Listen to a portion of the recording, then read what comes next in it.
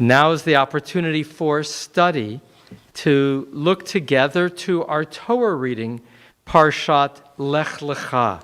I want to start before Lech Lecha with my teaching, and that is to share something that points to the beginning of Abraham's call and journey. The end of last week's Torah reading read as follows.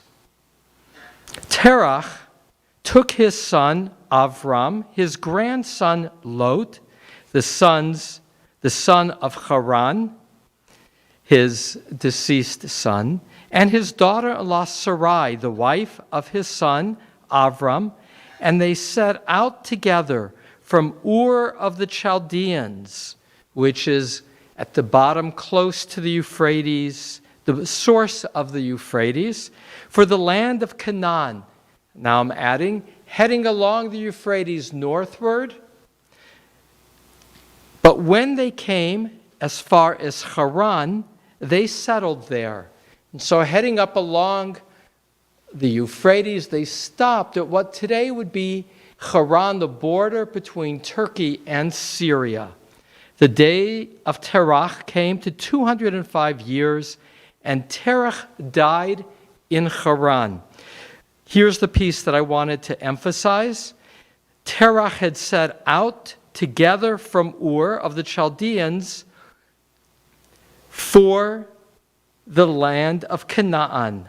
Lalechet Artsa Canaan. My teacher, Rabbi Wolf Kelman, said there is no greater influence on children than the unfulfilled dreams of their parents.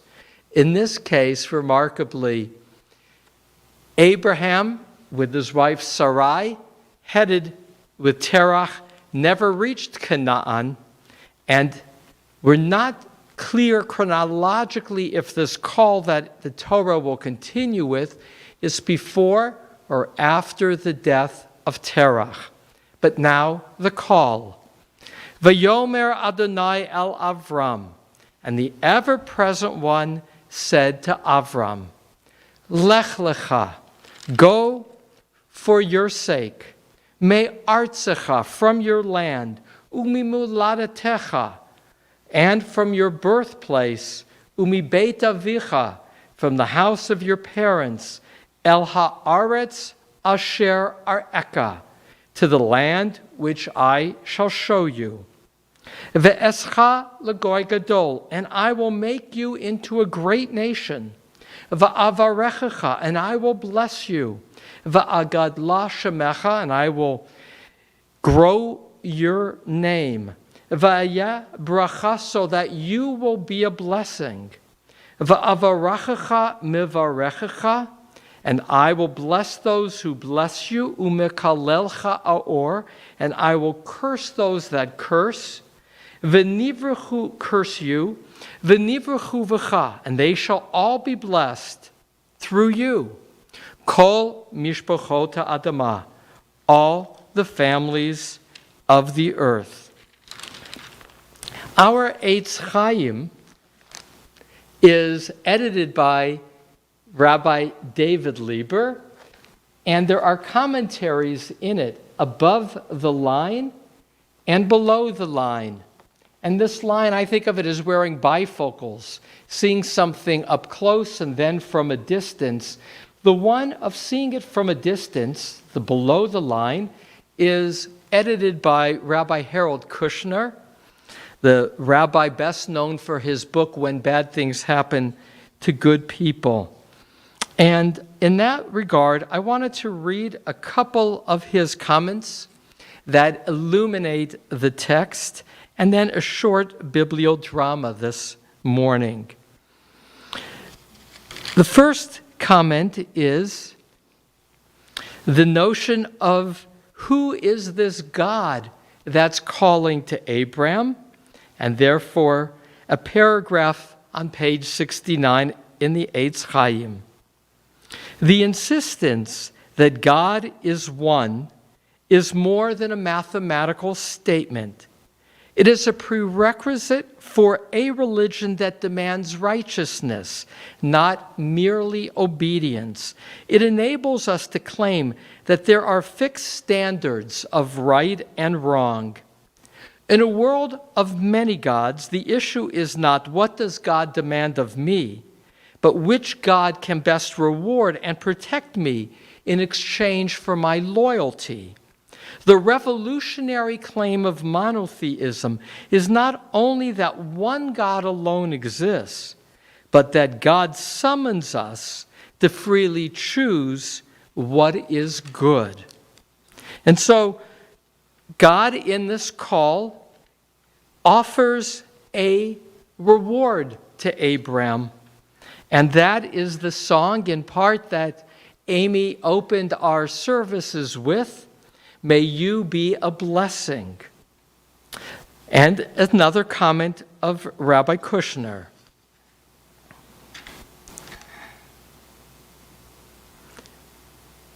Part of that is the statement, I will bless those who bless you and curse him that curses you. And now Rabbi Kushner's comment. Lest Abraham be intimidated by God's summons, God reassures him that his admirers will be many and his detractors few. Rabbi, Spain, 13th, 14th century. Why would anyone curse or hate Abraham, who is setting out to serve God and being a blessing to all humanity? Rabbi Kushner continues, there always have been individuals and societies that resent God's strenuous moral demands and direct their resentment toward those who strive to live up to those moral demands.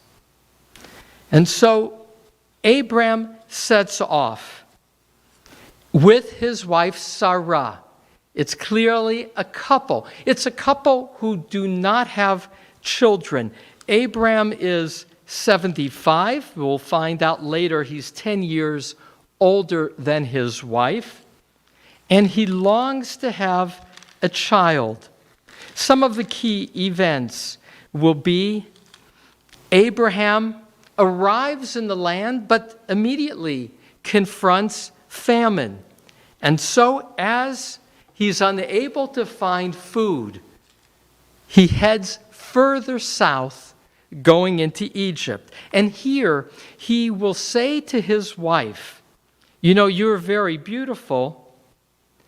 Verse 13, please say that you are my sister, that it may go well with me because of you, and that I may remain alive thanks to you. He asks her to lie.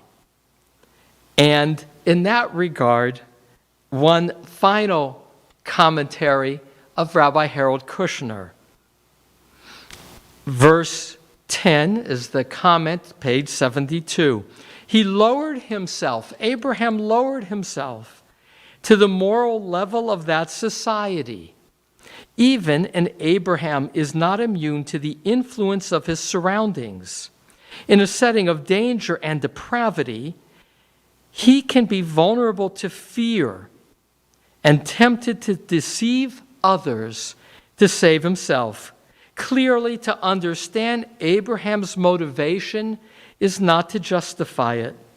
The Torah continually portrays its leading figures with all of their flaws, perhaps to teach us that we too can be good people without being perfect people.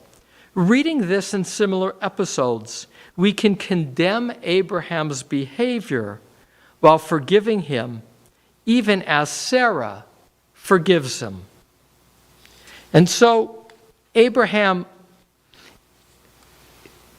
presents his wife in the land of Egypt. The name Pharaoh appears. Pharaoh is a generic for a ruler. It means an Egyptian great house, the one with authority, who will learn that the woman he has taken as his wife, and that has led to plagues, foreshadowing plagues yet in another generation, Pharaoh will say to Abraham, "What is this you've done to me? Why did you not tell me that she was your wife? Why did you say she is my sister so that I took her as my wife? Now here is your wife, take her and be gone." And so Abraham leaves, but he does so with Sarah returning to the north, heading up to north through the Negev. And he does so now a wealthy man. And as he returns to the land, he learns that his nephew Lot has been taken a hostage in a war. He goes to battle. Abraham is victorious. And then there is another key moment in which God, only in chapter 15, years now having passed, enters into a covenant with Abraham and his descendants. And he will say to Abraham, "Look toward heaven and count the stars, if you're able to count them." And he added, "So shall your offspring be. I am the Lord who brought you out from Ur of the Chaldeans to assign this land to you as a possession." And he said, "O Lord God, how shall I know that I am to possess it?" And God says, "Bring me animals as offerings, split them in half, the fire will go between them as a symbol that we are one, and that we, when split, began and will be united as one." One last story, and then a short bibliodrama, and that is Abraham and Sarah are barren. And so Sarah says to her husband, "Take my handmaid, my concubine Hagar, the Egyptian, and have a child through her," which he does. And that child, Abraham, now given the fuller name, he names Yishmael. Abraham is already 99 years old. Sarah is 90 at the end of our Torah reading, when God asks for a symbol of covenant. Mind you, he was 75 when he started off. It's 24 years later. Asked as a sign of covenant for circumcising himself and the 13-year-old Yishmael, and ends with the promise that he too will have another son. And so, a bibliodrama. I take as the moment of this Abraham's journey, the moment at the very end of our Torah reading. All these events haven't taken place, as Abraham now, with a son Yishmael, therefore progeny, with wealth, with not only Sarah but Hagar, looks to the future, knowing that the future is still an unknown. And so, a moment of bibliodrama.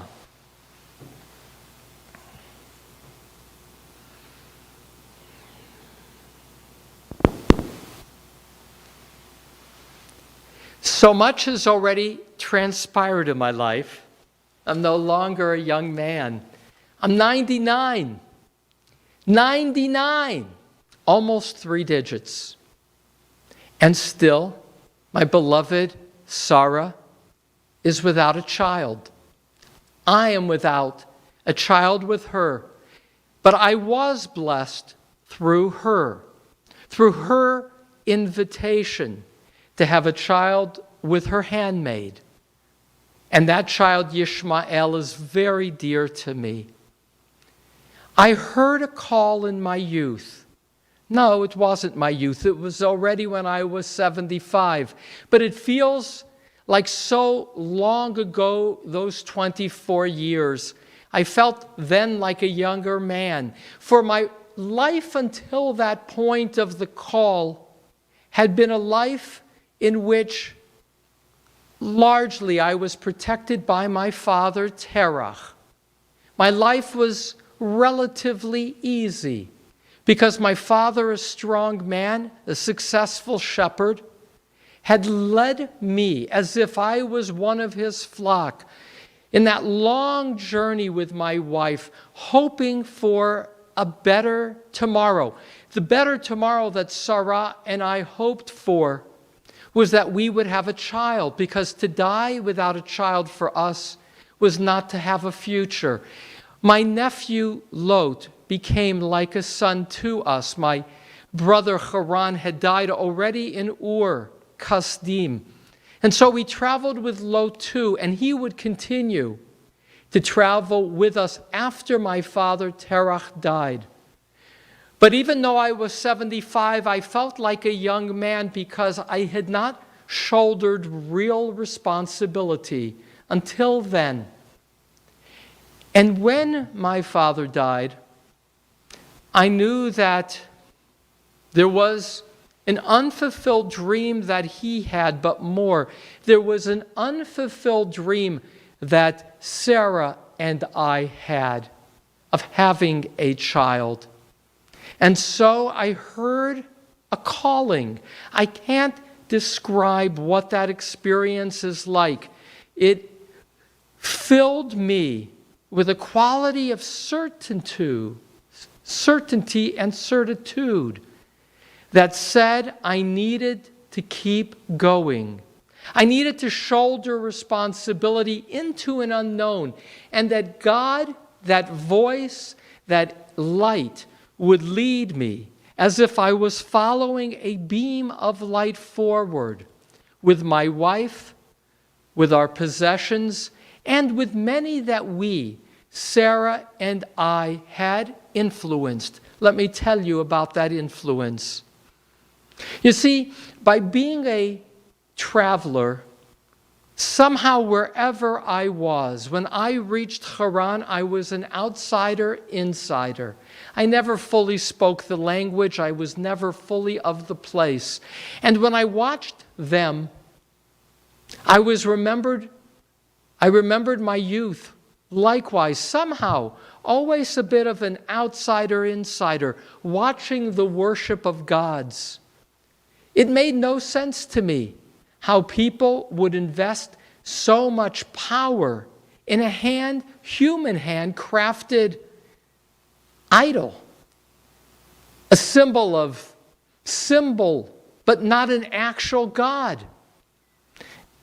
And so there were others who I raised my concern of a big wishful thought that you can control an object because you crafted that object. And by controlling that object, somehow you have greater control over your life. It always struck me that life is unpredictable, and that what a creator of the world would want, if the world was created, it must be a product of love. And that if the world is created as a product of love, then the creator is like a parent. Maybe I was aware of this because my parents were so loving, that I could only imagine a creator who wanted the best for all of creation, for all the children, meaning a right and a wrong. It felt like a revolutionary thought. For whether in Sumeria or in Haran, there were many gods, many sources of power that you had to appease, blindly, if you will. The only control you really had was that little object, which, again, to me was worthless. It seemed to me that if there was a loving God, then that love meant expectations of right and wrong. And that I, Abraham, and my wife Sarai, later Sarah, that we had to be exemplars of love, that we had to be exemplars of right and wrong and not expediency. And that too is why I left Haran with her. Why I think that call so grabbed me. Because I sought a place where we could find people who knew right and wrong as an essential quality of life, as an expression of love, as embedded, intertwined with creation itself. And so we came with the souls we had made, in the sense that others that I had taught came along too, seeking a place of morality rather than expediency. And you know for me what the test is? It's how you treat the stranger. It's how you treat the stranger, because I know, maybe because as I was out throughout my life, that outsider, insider, later I would be known as I have been in this point, an Ivri, one who is passing over, a Hebrew, one who is on the move. As my father had the courage to move on, that meant that I became a traveler. And therefore, I know what it's like to be a stranger. And so for me, the test of morality is, how do you treat that person who has nothing to give you because they are traveling through and even struggling along? How you treat that person defines, for me, God, my fulfilling the right and wrong of what God asks from me. You know, Sarah and I, in our travels, always shared. Our tent was open on all four sides. For our tent during the day was an invitation of welcome. And so it was with the souls that I made. That became our chuppah, our canopy, when we traveled, and later when we settled. For hospitality would be the hallmark of how we understood our God. When God said to me in that call, "And you shall be a blessing to all peoples," of course that was the blessing, that all peoples of the earth would be blessed through you. Because if God is the God of creation, if God created out of love, then surely what God expects from me, from my wife, from our closest friends who are our community, is that we be open on all sides. That doesn't mean we give everything away that we have. That would be foolish. But it means that we share, knowing that we operate not from fear but from abundance, that we operate knowing that God is a loving God who will give to us our needs too, that we will work for it, and that we will save consciously, knowing that we must be responsible. But it does mean to be a blessing to all others means to be a tent that is open, willing to at least consider sharing some of what we have. It doesn't mean that they get to live in the tent with us necessarily. There's only so much room in each of our tents. But it does mean that if I see a stranger with my wife, we invite them to have a seat near our entrance of our tent, and we wash their feet humbly, kindly, and we offer them little and give them much when we can, because to share is to indeed be a vessel for blessing, to be a vessel for God's love. Our love is unfulfilled by not yet having a child. This is the moment in which I have heard God promise that we will yet. God even said the name of that child will be called Yitzchak, which means laughter, and I do laugh. And I imagine my wife would laugh too, because I'm 99, she's 89, and it has not yet happened.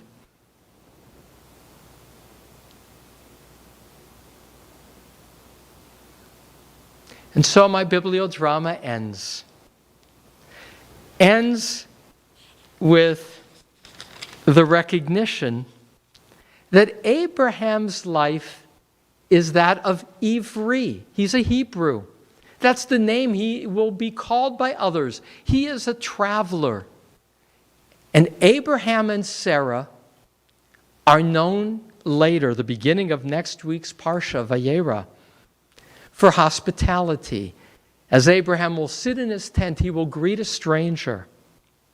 And so on this Shabbat of Lech Lecha, we are called, we who are the descendants of Abraham and Sarah, to ask ourselves, when we live our lives, when we make our choices, what are the criteria for doing so? To whom are we loyal? Are we loyal to God, a God who calls on us to be a blessing to all? Ribono Shel Olam, Master of the universe, as our world was created out of love, as we see God, we who are the descendants of Abraham and Sarah, may we see ourselves as a blessing. Amen.